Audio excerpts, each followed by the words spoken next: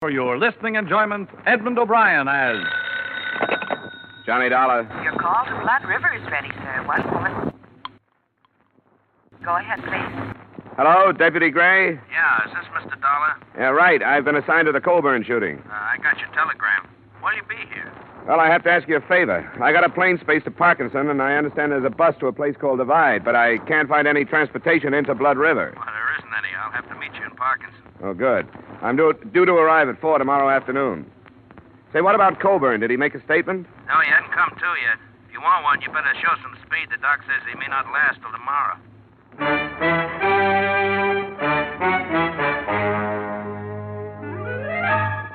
Edmund O'Brien in another adventure of the man with the action-packed expense account. America's fabulous freelance insurance investigator. Yours truly, Johnny Dollar.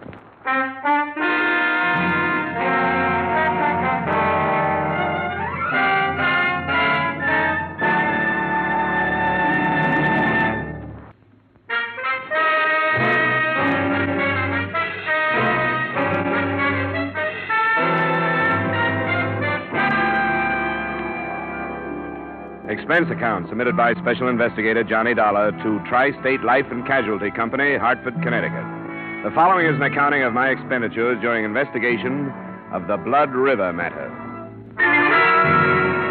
Expense account item 1, $240, transportation and incidentals between Hartford and Parkinson. I was paged at the airport and given a note that directed me to St. Paul's Hospital, where I was met by Deputy Sheriff Tom Gray. I brought Colburn in here this morning, trying to pump some blood into him, I guess.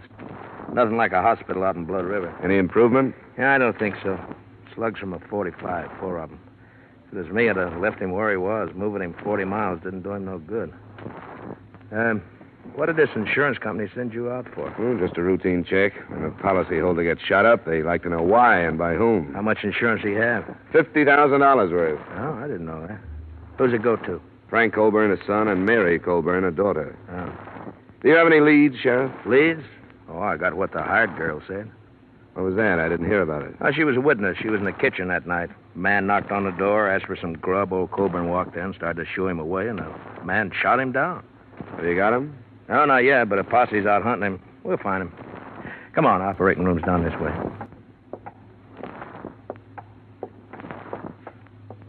Tom, have you heard any news? Not yet, Mary. Hello, Frank. I didn't know you two were here. Yeah, we came in as fast as we could. This is Dollar. He's from your pa's insurance company back east. Miss Colburn, Frank. Who sent for you, Dollar? The insurance company was notified of the shooting. They asked me to come out. Why? I don't think this is the time to talk about it. It's just the way they work, Frank. They like to look into things like this. Come on, Dollar, in here. Oh, Tom, wait. Can't we go in, too? The doctor told us to wait here, but we've got a right to go in if anybody has.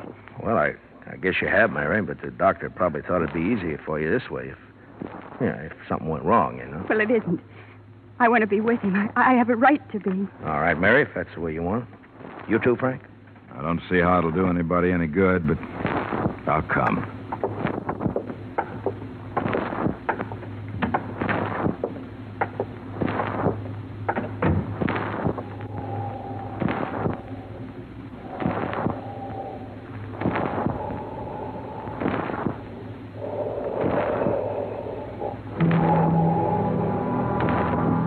Son, Frank, was a huge man, well over 6 feet in his high-heeled boots. But the figure on the operating table must have towered over him during better days. I learned later that Max Colburn was more than a man. He was already a legend in the Blood River section. But here, under the intense glare of a battery of overhead lights, and under the probing instruments of the surgeon, Colburn was a great deal less than a man.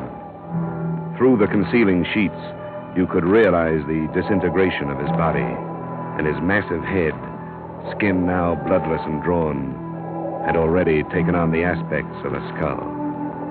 I knew he'd never make a deathbed statement, but we stood there and waited 2 hours for him to die.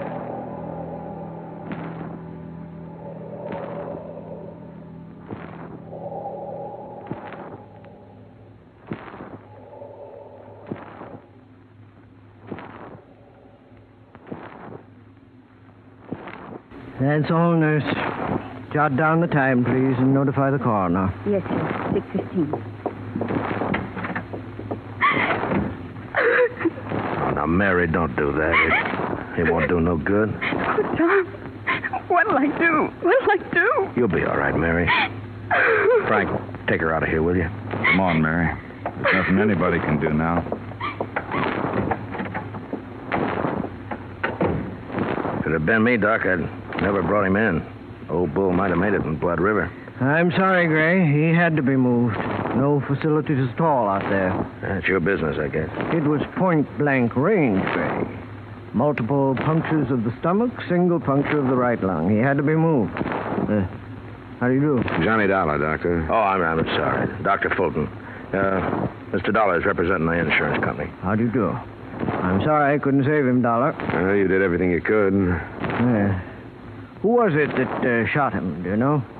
Not yet. I hope you'll find him. Max Colburn was a fine man. Yeah, the best. What are you going to do now, Dollar? Go to Blood River? I'm still not satisfied about this thing. I'll put you up in my place. There's no hotel. Oh, thanks. I'd appreciate it. Well, nice to meet you, Dollar. Too bad it couldn't have been under better circumstances. You should never have brought him in. Well, he probably knew what he was doing. You think he shouldn't have been brought in? Why'd you let him? You're supposed to be the sheriff out here. There's nothing I could do to stop him, Frank. No, and there didn't seem to be anything you could do before to stop it either. Oh, now, calm down, Frank. County don't pay you to run around with my sister. If you'd been spending half the time on your job that you do with her, this wouldn't have happened. That's enough, Frank. Now, shut up. And if Mary don't know it's mostly your fault, I'm going to tell her. He's a hot-headed buzzard. Yeah, I noticed. Can we make it to Blood River tonight? Yeah, we can make it all right. Look, Dollar, I want to tell you something. It's a funny little place, only about 300 people in it. They aren't going to like you butting in. They don't like strangers. I'm used to that. Okay, as long as I told you. My Jeep is out in the back in the parking lot.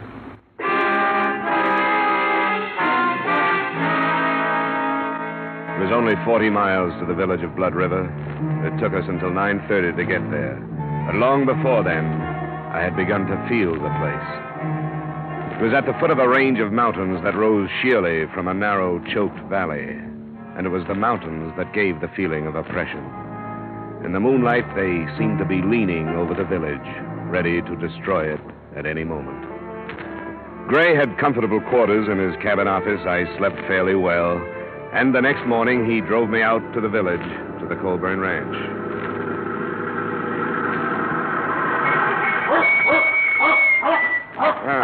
Quite a layout. Only 400 acres now. Colburn used to own the whole valley. There's open range up in the hills there. Well, this is the best fattening range in the whole... Will you get away, Duke? That dog dangerous? Yeah, could be, I guess. He's the old man's dog. He knows something's wrong, but he don't know what. That's right, isn't it, Duke, boy? Yeah. Now, go away. Go on, boy, go. Well, come on, we'll go up to the house. Our girl will be in the kitchen, I suppose. Oh, cut it out, Duke. He's all right. Now, shut up, will you? He don't see many people dressed like you. He's got nothing on me. I don't see many dogs like him. Millie, it's Tom Gray. I don't want to talk about it no more, Tom. I told you what I saw happen. Here's a man from back east. He wants to talk to you. Why? You tell him what I said. I did, Millie, but he wants to hear it from you. I see it all happen again. That's why I don't want to talk about it. But I will if I got to. Well, thanks, Millie. I'll make it short as I can. Go on, Duke. Now, you stay outside, boy. Go on. There. Well, this is where it happened, Dollar. He's lying right there. This way with his head on the table. Two of the slugs hit the wall there. Yeah, you see the marks? Yeah. Was he lying face up? That's right. Went over backwards. Shot from about here, I'd say. Is that right, Millie? I don't know. I went in the sitting room when I saw there was going to be trouble. How much did you see? I told Tom. It was after supper and I was cleaning up. A stranger come to the door and said he was hungry. I yelled to Mr. Colburn. I have to ask him about things. And he started right away to run him out. I fed a lot of strangers. I never heard him act that way before. Did it sound like he knew this stranger? I couldn't tell. He started cussing at him, and I run in the sitting room and held my hands over my ears till the shooting. Then I screamed. According to the description you gave Sheriff Gray, The man was short, stocky, with dark hair and heavy eyebrows. Now, can you remember anything else about him? I can remember one thing more. He was wearing some kind of a coat and had a newspaper in one pocket. Mm-hmm. Would you recognize him again if you saw him? Oh, yes. I'll never forget him. Why haven't you caught him, Tom? We'll get him. Did you see him after you heard the shots? No. I run back in here and saw Mr. Colburn. Then I run outside screaming. Randy come out of the bunkhouse. I didn't see the man. That's Randy Drew. He didn't see this stranger coming or going. Colburn's son and daughter, where were they? They wasn't here. I don't know where Miss Colburn was, but Mr. Colburn wasn't home yet from riding fence. Millie, What? you telling the truth? Yes. You aren't protecting anybody. Of course I ain't protecting anybody. Why should I do anything like that? Who would it be? I only asked, Millie. That's all I want here, Sheriff. Good enough. Thanks for the help, Millie. Yeah, looks like it's going to storm. How old is she? Huh? No, about 20, I guess. With a little work, she could be an attractive girl. She's peculiar. She grew up outside, but never quite did inside. How does she and Frankie get along? Pretty good, I guess. What are you driving at? Sometimes that stranger story sounds just a little too pat. Now, hold on. I take it that's the bunkhouse? Yeah, that's it. Now, how could somebody kill Coburn and then get across all this open yard before anyone ran out to check on the shooting? I don't know. I guess shooting out here don't mean what it does where you come from. Folks here do a lot of shooting. Well, Millie said she screamed. Yeah, it's pretty dark here, too. Mountains cut off the sun about 4 o'clock. Well, maybe so. I told you we found a gun in a ditch near here. She said she had a newspaper in his pocket. The gun was wrapped in one when we found it. Who's this? What? That looks like Charlie Baxter. Oh, yeah, it is. He was in the posse. Wonder what he's steaming that horse about. Hold it. Oh! What's the matter, Baxter? What? We got him. We got the killer. We found him a Silver Star. Oh, well, good. Where's he now? We're bringing him to your place. It's Elmer Bryce. He came back? You better get in there. Right. You stay here and bring Millie in. She'll have to identify him. Use the truck. Okay. Let's get on back to town, Dollar. Who's Elmer Bryce? There used to be a hand here, just flunky. Kept the range string watered. Choked a colt to death with a rope, and old man Colburn darn near killed him. When was this? Oh, 2 years ago. You know, in 35 years of ranching, Elmer Bryce was the first hand the old man ever had to fire. Folks around here ran him right out of the country.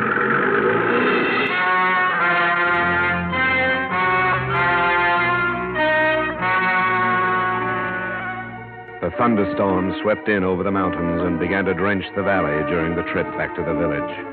A group of maybe a dozen curious were huddled in slickers outside Gray's office waiting for a look at the prisoner. He arrived by car, went through the formalities of arrest, and a few minutes later, Colburn's hired girl walked into the office and faced him. That's him. He's the one. You swear on the Bible, Millie? Yes, I could never forget him. Okay. You can go on back to the ranch. Thanks for coming in. I'm glad they caught you. Oh, Millie. When they kill you, maybe I can sleep without seeing it happen all over again. That's enough, Millie. All right. See the one, Millie? Well, Bryce, you're under arrest. Anything you say will be used against you. I didn't kill him. You deny being at the ranch? I was at the ranch, but I didn't kill him. Well, what did you do? I was hungry. I thought I could get something to eat. He owes it to me. I can't get work no place because he talked about me so much. Nobody'll hire me on account of the way he talks. It wasn't my fault that colt choked. He kept pulling and the rope jammed. Colburn, he told people I was crazy and I did it for fun. That ain't right. What happened at the ranch? Well, I asked the girl for something to eat. She called Mr. Colburn. He come and cussed me out and told me to get off his land. And I left. Millie says when he cussed you out, you killed him. I don't care what she says. What kind of a gun do you carry? I ain't got no gun, and you can't prove I killed him. Because I never did. Him too is Gray. We want Elmer Bryce. Why did you go to his ranch instead of some other? I told you.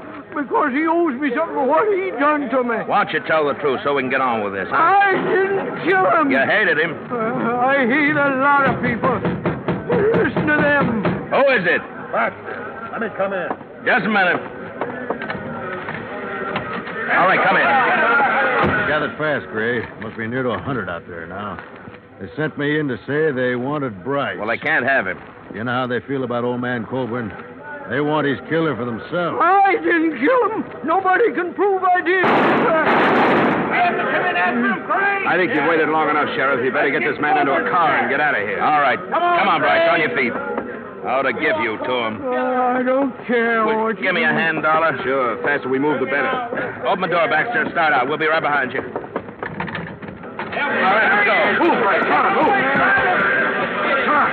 Get to the car, Bryce, quick. Now go home, folks. Anderson there, you go home. And Phil, you know better than to do this, and go on home, will you? Right, get away, Lego. We don't need no outsiders.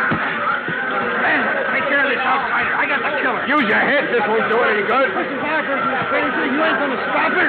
Oh!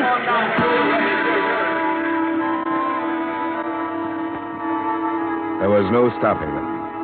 I caught a last glimpse of Bryce's face as I went down into the mud of the street. Then there was nothing but hundreds of thrashing legs carrying the mob and their victim to a waiting truck.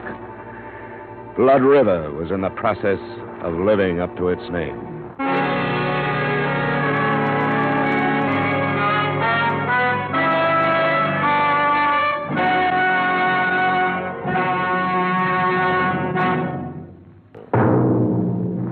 And now, with our star, Edmund O'Brien, we return you to the second act of Yours Truly, Johnny Dollar.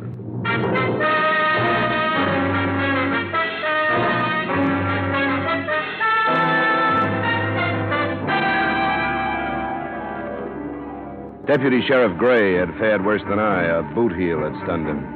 So it was 15 minutes before we got underway in the Jeep.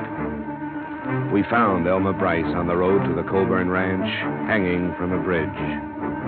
We took his body back to the sheriff's office in the now silent village. You got to understand how they felt about Colburn before you can begin to understand their actions. I'll never understand. I've never been part of a mob. And neither have I. Neither have they. But this is something special. The old man is going to break up the rest of his land and parcel it out. He's done it before.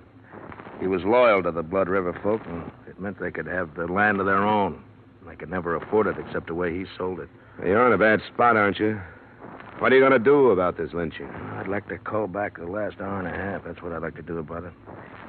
Should have kept Bryce out of Blood River, but I didn't know. These people are my friends. I'll have to go into Parkinson and name as many of them as I saw. That's what you pay for wearing a badge, I guess. It's a lousy break. Is there anything I can do? I think I better strap on a gun. For the first time since I got this job. See there on the desk the receipt I made out when I took Bryce's personal things? I better have that. Is it there? Yeah, it's here. Sheriff, What? what's this? Who signed this? Charlie Maxwell. He signed because Bryce couldn't write. That's his X just above there. He couldn't write. Well, no, he wasn't much for brains. You saw that. He couldn't write his own name, but he carried a newspaper around with him? Why? Just to have it handy for wrapping guns? Or did he learn to read without learning to write? Well, it's going to be a strange kind of justice, Sheriff. If he was telling the truth and your village killed an innocent man, those that go free will live with that for the rest of their lives. I'll leave the Jeep with you. I'll drive Maxwell's pickup into Parkinson. Yeah, thanks. There's some of my clothes and boots you can wear. Better get out of them wet ones. And just take this advice, will you? Don't go throwing your weight around. It's going to send them crazy. Be careful. I'll be back after supper.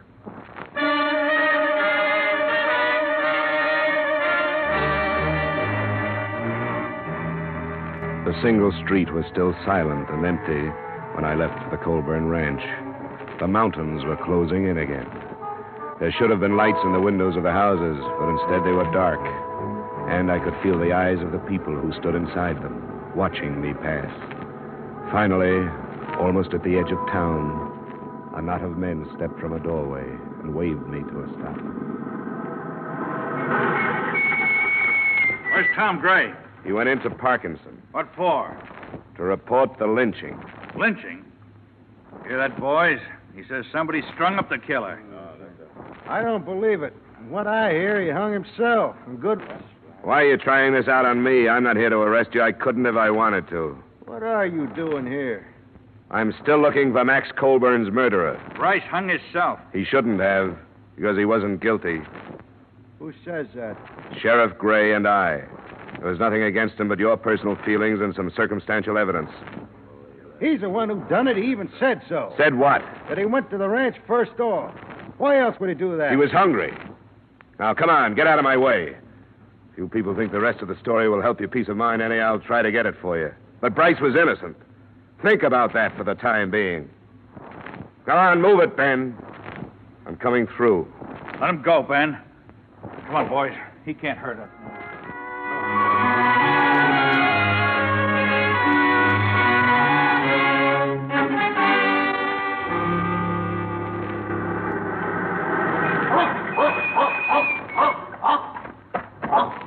All right, boy, all right, it's all right. Come on now. You're a good boy. Sure, it's all right.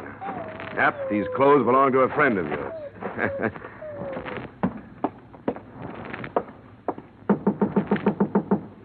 Who is it? Johnny Dollar, Miss Colburn. Oh, Who is it, Mary? it's Mr. Dollar, Frank. Oh, yeah. Come on in, Dollar. Thanks. We heard about Bryce. I'm sorry it went that way. Any man, I don't care what he is, has a right to a trial. Yeah. Lynching is one of man's least pleasant habits.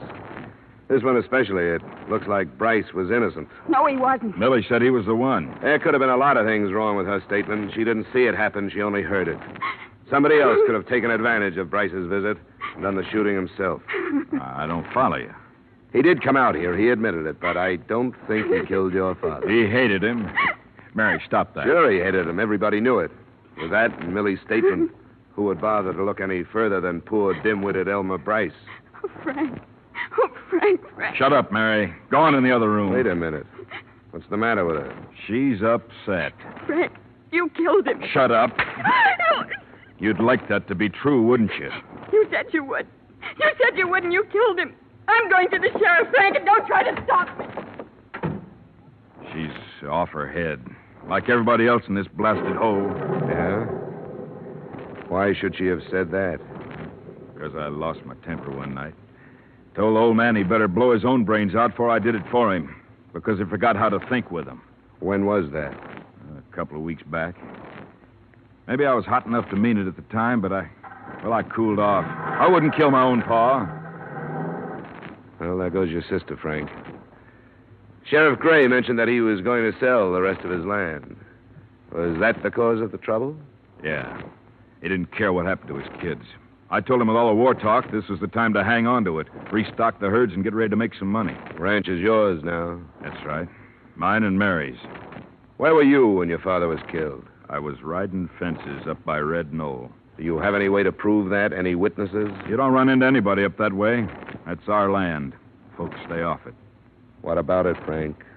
What about it? There's a lot stacked up against you. I know it.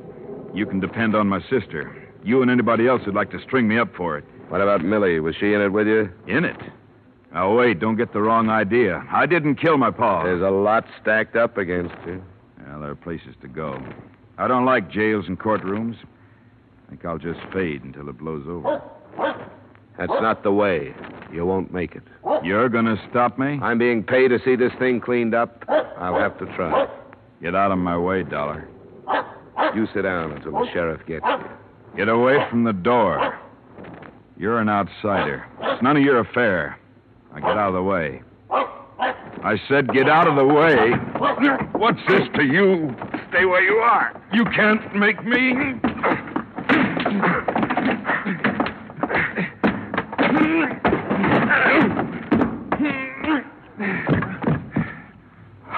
No, I don't want to have to kill you.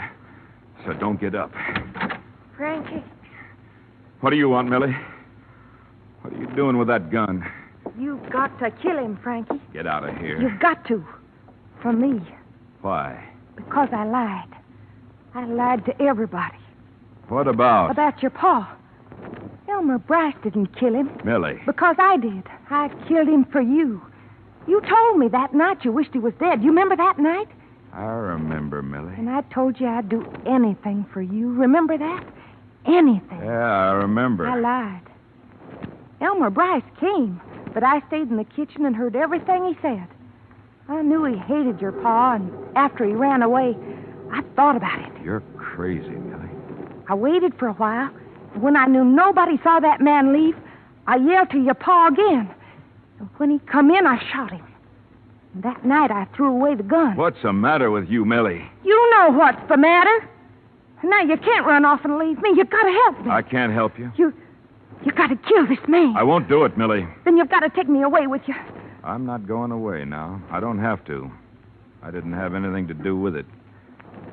This is the end for you and me. All right, Frankie. Hey, get down. Don't do it! Kill her. Drop it. Let go. All right. All right. I did it for him.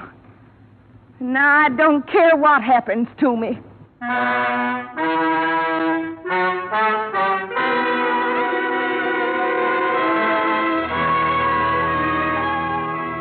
As far as I was concerned, that was it. Frank Coburn lost a lot of blood, but not his life. And his sister still had to live at the ranch with her ill-tempered brother. The hired girl who brought all this about was taken by the sheriff. When I left Blood River, the state had moved in to see what it could do about the lynching. But what that is, I don't know. The entire village was guilty of murder, and what could anybody do about that? All I know is that the original murder was not committed with the idea of insurance fraud. And in spite of the mess I got into, that's what I was hired to learn. Expense account item 2, same as item 1. Expense account total, $740. Yours truly, Johnny Dollar.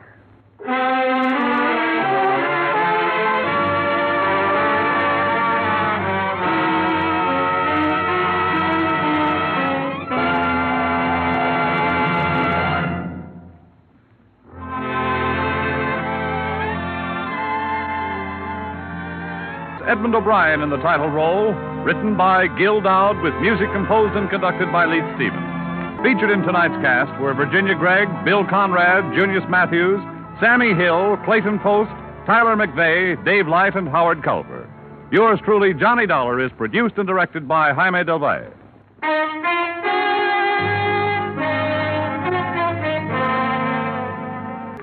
We invite you to join us again next week at the same time when, from Hollywood, Edmund O'Brien returns in another adventure of... Yours truly, Johnny Dollar.